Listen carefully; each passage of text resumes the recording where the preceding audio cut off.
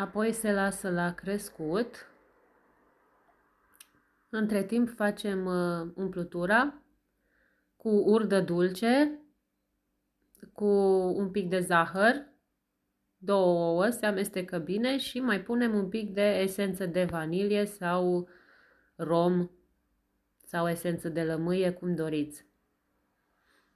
Iar când a crescut, începem după aia să umplem și să facem cam așa. Așa arată un colțunaș. Uite, ceva de genul. Prăjim în ulei. Și apoi se mai poate pune și zahăr peste ei. Foarte buni. Eu i-am